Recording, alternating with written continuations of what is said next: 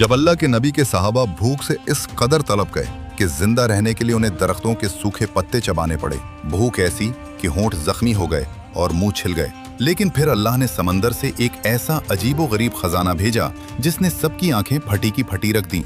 अल्लाह के रसूल सल्लल्लाहु अलैहि वसल्लम ने हजरत अबू उबैदा रजी अल्लाह अन्हु की क़ियादत में 300 सहाबाए किराम का एक लश्कर समंदरी साहिल की तरफ भेजा। सफर लंबा था और रास्ते में राशन पूरी तरह खत्म हो गया। एक वक्त ऐसा आया कि पूरे दिन में खाने को सिर्फ एक खजूर मिलती थी और एक दिन वो भी खत्म हो गई। मजबूरन सहाबाए किराम ने दरख्तों की कांटेदार झाड़ियां और पत्ते चबाना शुरू कर दिए। इसी वजह से इस लश्कर को जैशुल खबत यानी पत्ते खाने वाला लश्कर कहा गया।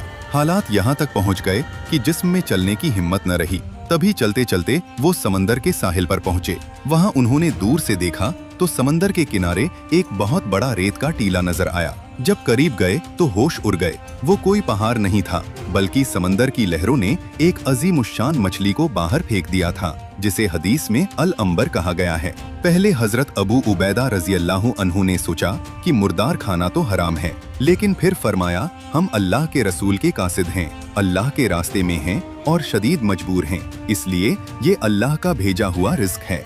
इस मछली का साइज आप इस बात से सोचिए। हदीस के मुताबिक इस मछली की आंख के हलके में 13 सहाबाए किराम आराम से बैठ गए। हजरत अबू उबैदा रजी अल्लाह अन्हु ने इसकी एक पसली को जमीन पर खड़ा किया और सबसे लंबे सहाबी सबसे लंबे ऊंट पर बैठकर उस पसली के नीचे से बगैर उसे छुए गुजर गए। इन 300 सहाबाए किराम ने पूरे 1 महीने तक इस मछली का गोश्त खाया और सब बिल्कुल सेहतमंद और ताकतवर हो गए।